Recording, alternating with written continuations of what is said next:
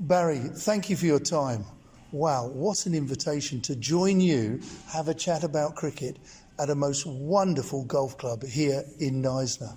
It is amazing. The first question I suppose I should ask then, do you hit the stationary ball as well as the moving ball? No, in a simple word. I find golf very hard because, cricket is an action game. Somebody starts the action for you and you react. Golf is an action game. The ball doesn't move until you do something, and I find it's a very hard game to conquer, but very challenging, and obviously I spend a lot of time on it, and enjoy it, enjoy playing it, enjoy the people I meet at it, but it's very similar to cricket. The camaraderie is very good. You look very fit and strong. It's good to see in this beautiful climate. Yes, yeah, it is. I don't know how you guys put up with it over there, but thank God you haven't found it, because we've got 50,000 now and we can't afford another 50. Well, Barry, your cricketing career, in some respects, it's everybody is aware that you only played 4 tests, but you created a wonderful profile throughout the world. Maybe the world didn't always get to see the great Barry Richards, but you amassed some incredible amount of runs. How did you sort of start the initial part of your career? You know, schooling, club? All those things. You start off when you're very young, playing in the backyard with your kids in the neighbourhood. So that's how you start, and you get a feel for it. And then you play the backyard test matches. I read a Don Bradman book with a golf ball, a little 12-inch bat, and I used to play my test matches in the garage, that sort of thing. So you start off with you get the incentive from very early on playing in the backyard. And then you go to the school, get a more structured environment, and you get coaching that comes with it. And then you get to the club. And in my younger days, all the South African players played club cricket. So the club cricket was particularly strong? We had 5 Springboks in our club side. And which club side was that? Well, that was the HS Old Boys. It was the school I went to, so it was Old Boys. And we had 5 Springboks playing. So wow. And then Brea Rovers had Mike Proctor and Lee Irvin and a surplus of others. Kim Algie played for South Africa as well, and Roy McLean. So they had 4, we had 5, and every team was very well structured with good players, older players, and then of course you go to the provincial, which is even stronger still. It was Transvaal versus Natal, Transvaal versus Western Province. It was like a test match. You had Lammy, you had Kenny McEwen, you had Peter Kirsten, you had Garth LaRue, Stephen Jeffries, all playing just club cricket. And we had Vince van der Bijl, Mike Proctor, Paddy Cliff, Pat Trimborn, all international players. So, the structure of the cricket was just enormous. You've sort of moved ahead of me. I was going to bring those into the conversation later, because you said domestic cricket was incredibly strong, and that was in some of those years in isolation. Why do you think it was so strong? You mentioned about your club side. Was schools cricket particularly strong as well? Yes, I think the schools cricket was pretty well structured with half a dozen. There's always been my concept of school cricket and provincial cricket and club cricket was always strength versus strength. There was never this thing, we've got to spread the game, which a lot of people do by including a lot of teams that weren't very good. Where I always found, and through my experience, and it might be elitist, I don't know what you call it, but the stronger the teams, the better it was as you went up. If your school was strong, your club was strong. If your club was strong, your interprovincial was strong. If the province was strong, the international team was strong.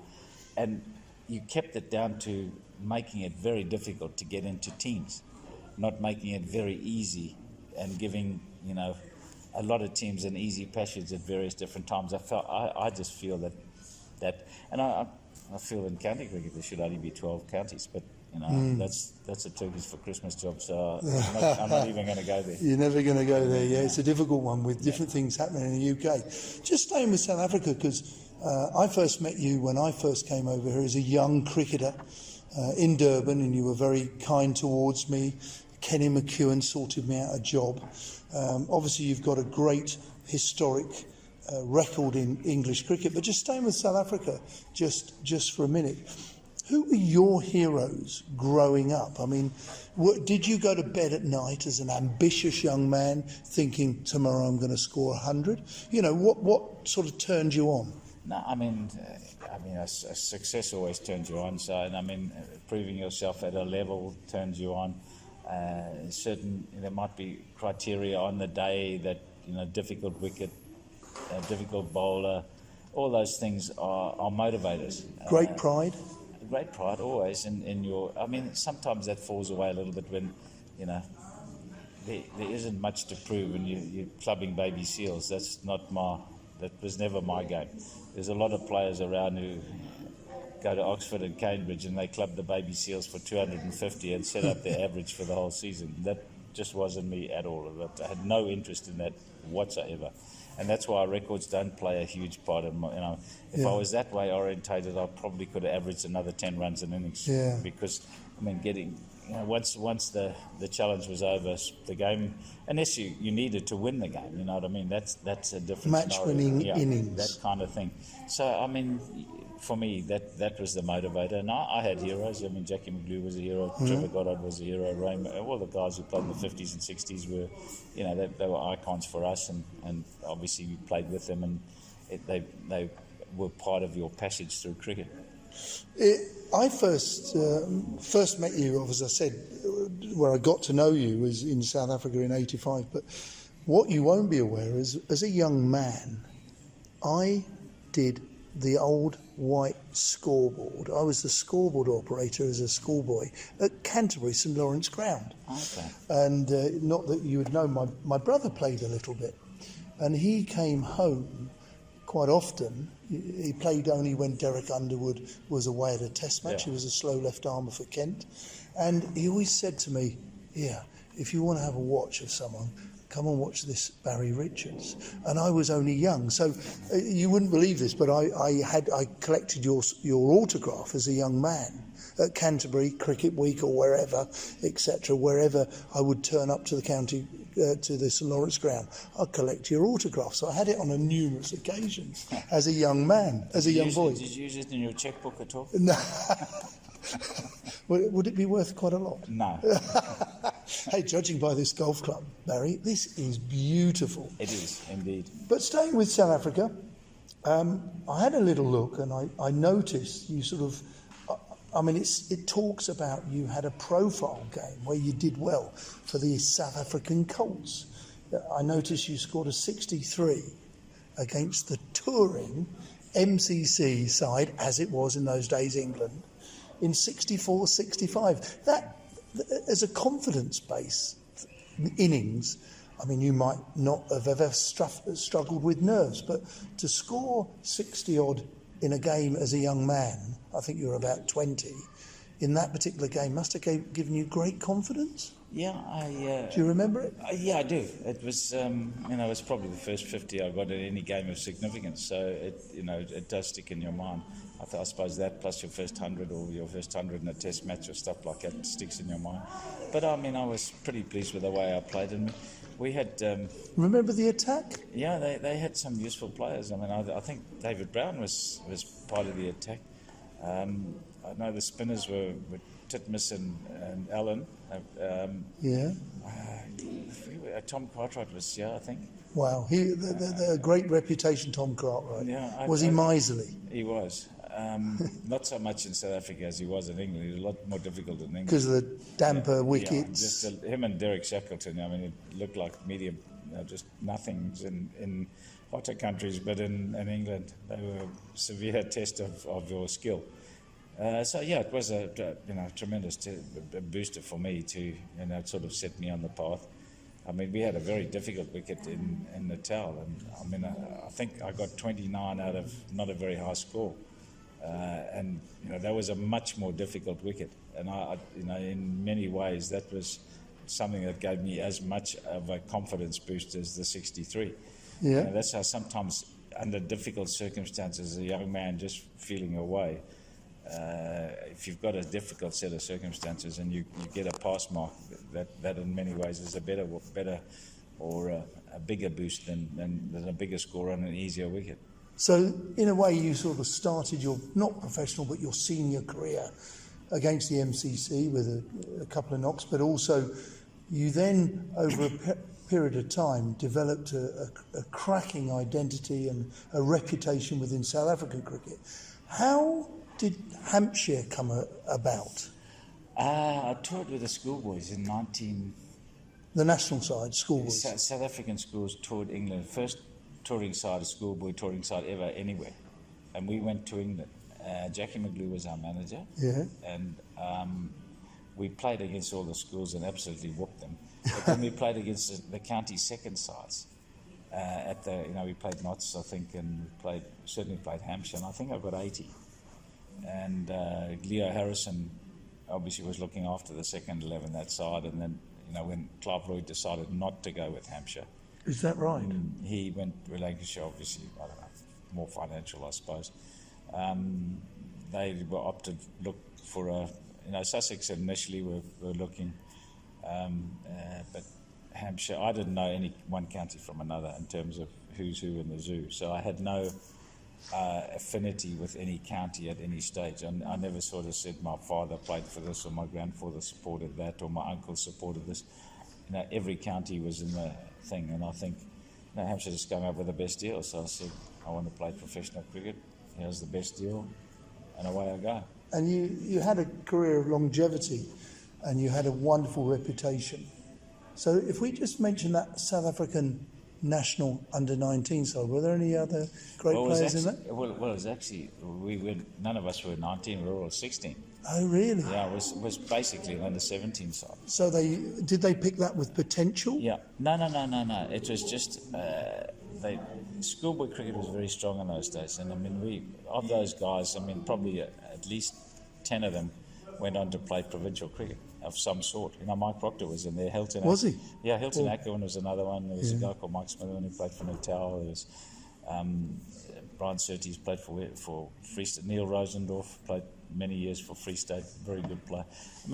At least 10 guys out of the 15 I think we went on tour went on to play serious first-class cricket. Yeah. But it proves the strength again. Yeah, in those old days, we used to pick a side, a South African school side at the end of the week. Each province sent a thing, and they picked a South African school side at the end of the week, and they played the full provincial team.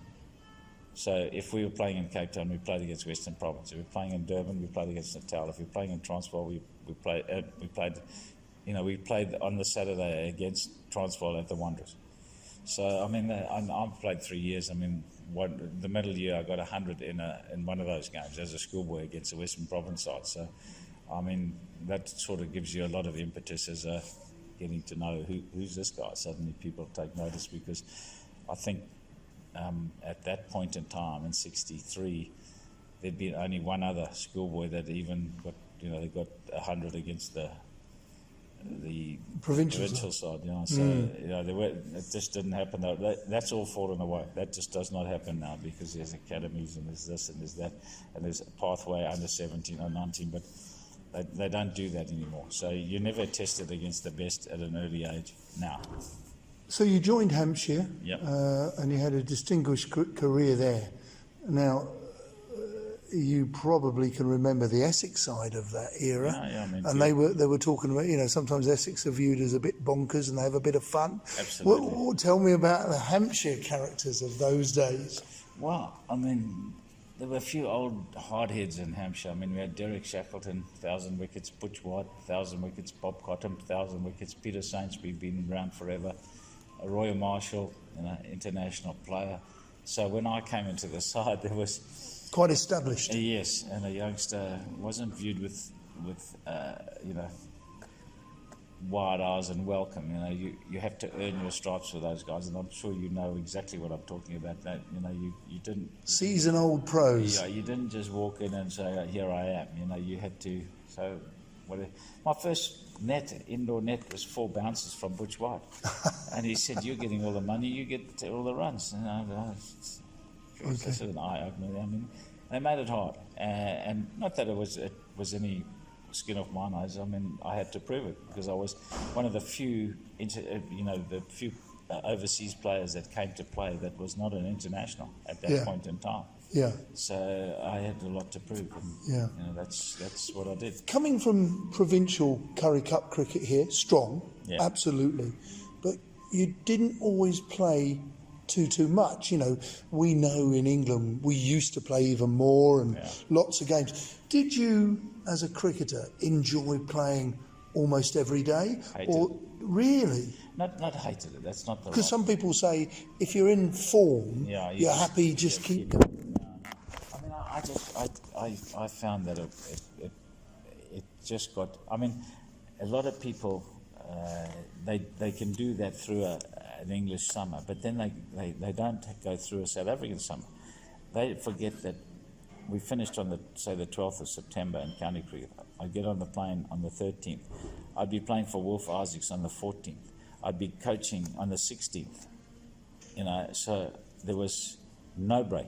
And then you're into practice with your club. Your club wanted you. Tuesday, Thursdays. That's it, yeah. And then you start your Natal campaign. So, I mean, you just full-time cricket. I was a pro, so I was working in a sports shop and I was coaching in the afternoon, every afternoon.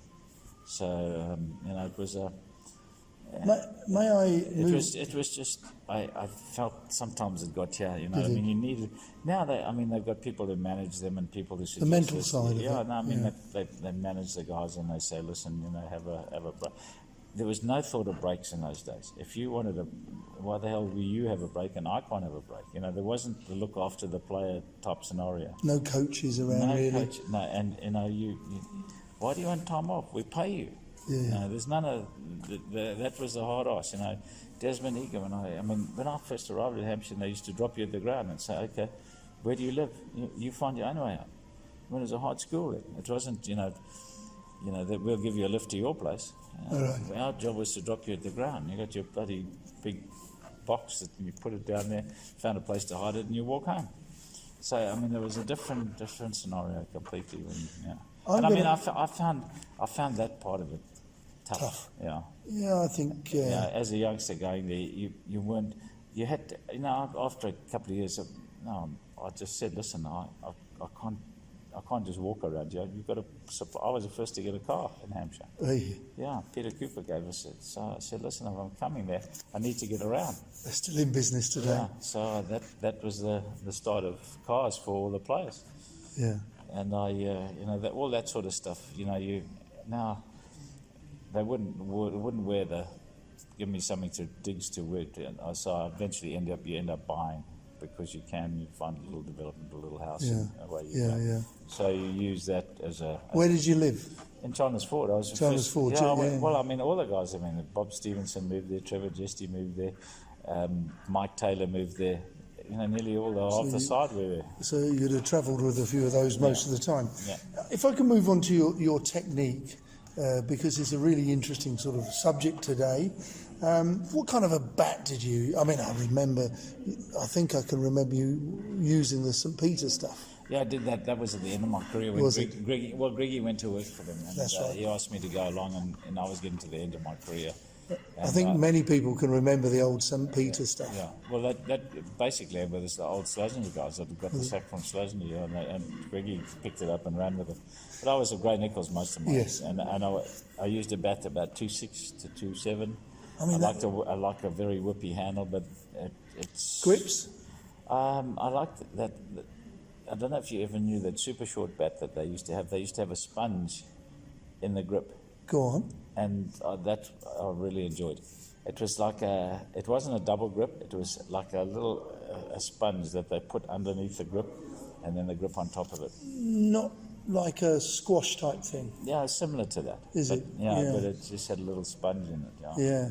And if I said to you, how did you prepare? You were going out to bat. What was your tick boxes? Did you have anything like that as a young cricketer, or was it just, you just did it on raw ability? How did you approach it? There was always a knock-up, and if you weren't in form, you would try go and have a slightly longer net. But I don't know. I think in the end you work out something that works for you. Graham probably used to have 6 throwdowns, and that's enough, and off you go.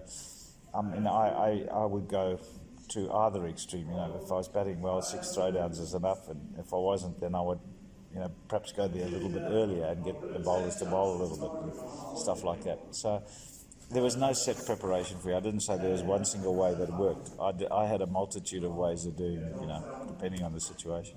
Did you like playing at the outgrounds? Because I certainly, if I bring some of the Essex ones into play, there was, played at Chelmsford, there was Westcliff, there was Lee, there was Colchester, there was the Army ground at Colchester as well in the 60s and 70s. And then you had also, you had other places like Ilford, Southend.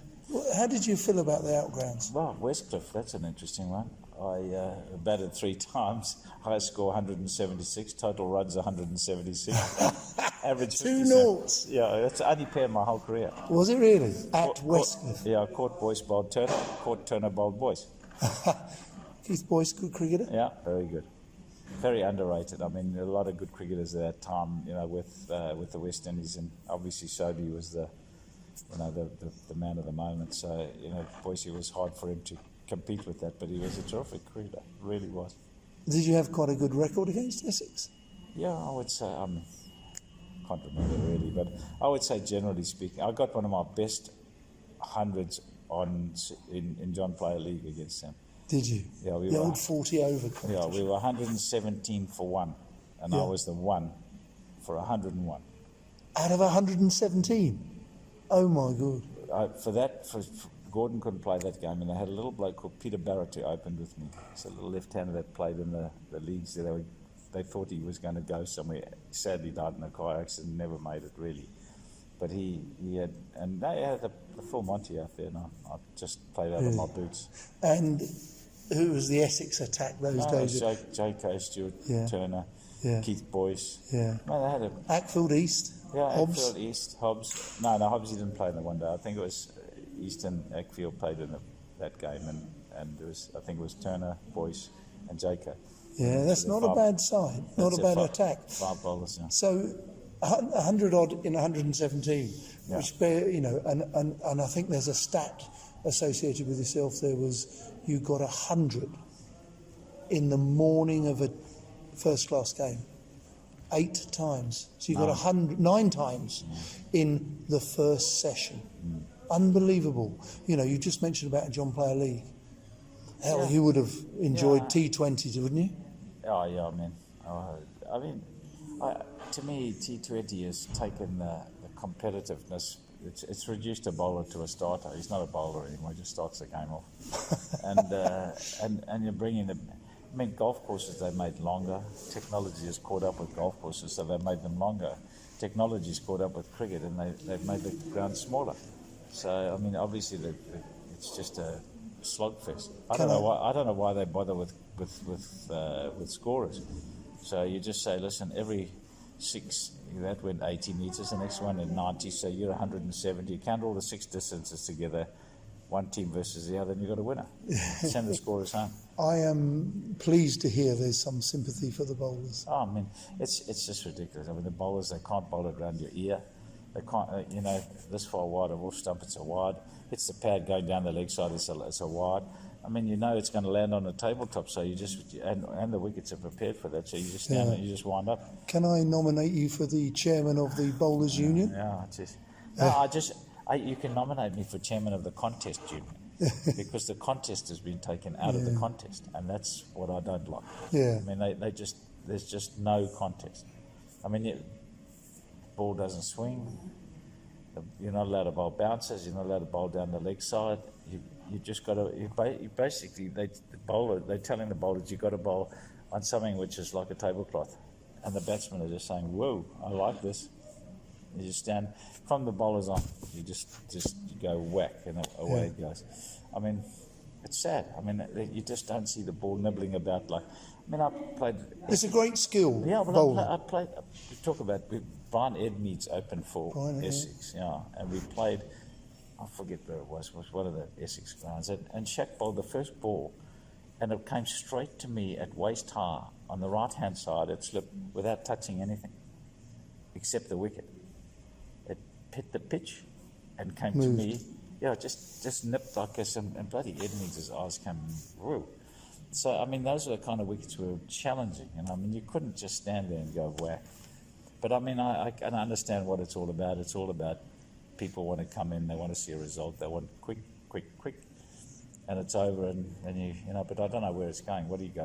You going to the 100 ball? What do we do after that? Go to 50 ball and get Adele to come and sing at a concert? Where do they go? I know. It's worrying where cricket will go. But The problem that and something that they could do, apart from the pitches, they could make those a little bit more to a contest. I don't think that administrators like that because it's detracting from fours and sixes. But the skill factor would be enormously improved.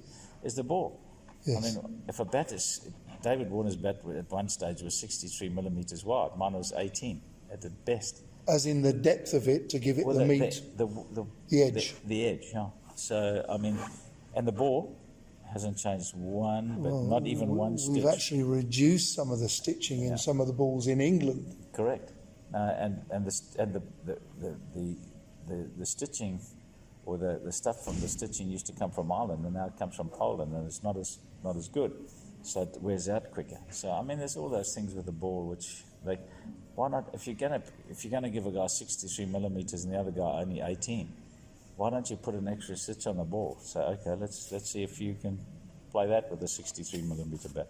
Gosh, food for thought. Amazing. No, it's all about the contest. That's what I'm on about. You know, people think. I mean, after all these pitches and this T20 and all that, I said, batsmen are going to go back to cloth caps, and the bowlers are going to have to wear the helmets. Yeah. Because, I mean, if Chris Gale runs down the wicket, or AB de Villiers runs down the wicket, and he's 14 yards from you, and you're a little medium pacer, and you're just following through, you're going to get sconned. You're going to hurt badly. Yep, definitely. And that's the only time that the MCC took any notice. When Now, there's I bit went of danger. I went on the contest bit, and they just ho-hum, yawn. As soon as I said, what about somebody getting injured, then it was a different story. Yeah. Gosh, Barry, we could talk all day. We could go through so many subjects, but I'm sure you're going out to dinner and we have a limitation on this interview. If I could finish, I'm going to ask you to nominate. No, I'm not. Some of the best players. Some of the greatest players that you've enjoyed watching. So a couple of batsmen and a couple of bowlers that have been in your team anywhere in the world. In my team, or that I've watched? In your team. No, it's got to be in your team. Don't forget, I commentated a long time. No, I'm going to ask you in your team. Well, Viv, and Pollock. In your team. Yeah, both at some stage. Yeah, Yeah. One for South Africa, the other World Series cricket. Of course, yes, yes. Bowlers. In your team. In my team. South Australia. Andy Roberts. Yes. A few people have nominated. Probably if I. Derek Underwood. Yeah, I mean, if I played in England on uncovered wickets, which we did, I would back him to bowl out the world with.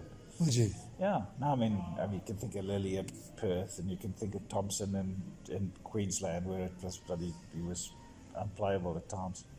John Snow. Yeah. Brilliant bowler. Bob Willis, brilliant bowler. I mean, Mike Proctor. Where do you want to stop, and where do you want to? How long is a piece of string? Shall I stick with you? You said Derek Underwood. But I qualify it because it all depends on where you're. If you're playing Derek Underwood in Adelaide, you wouldn't call it because it's a flat track and it's a flat wicket.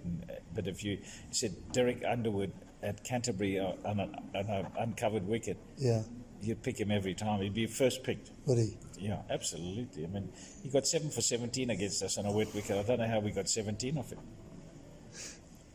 And a little bit more that you've played against. So they weren't in your side, they were in the opposition.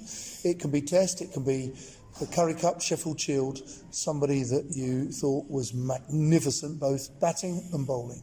Greg Chappell was a fantastic player. I mean, he had to cope with the West Indies where they bowled 4 throat balls and over, 13 overs an hour, 4 of them going at 90 miles an hour all day. I mean, it's just no respite, and he still averaged 50. So you've got to take your hat off to Greg Chappell. I think he was a magnificent player. I mean, obviously Gordon Greenwich I saw a lot of, and he played a lot with me. So Sir Gordon Greenwich. Yes, Sir Gordon Greenwich, absolutely. I mean, Gucci. Yeah. Gucci was a fantastic player. I mean, I mean, When I think of our guys, Jimmy Cook, Peter Kirsten, Kenny McEwen, Clive Ross, I mean, there was, I mean, when you think of the bowlers, Vince van der Bijl didn't get any recognition at all. Played one season of county cricket just for the hell of it. 80 wickets at 16. 16. Look at his career average. It's about 17. It's better than nearly everybody that plays. So, I mean, there's guys who are unheard of that perhaps didn't get the opportunity. I mean, making a name for yourself is all a little bit about luck and being at the right place at the right time. And if you're not, it's not going to happen for you. Barry, I shall finish. You were a great player, and it's been an absolute honour and a privilege to come to your golf club here in Knysna. And seriously, thank you very much for your time. Not at all, Toppers. You must play one day.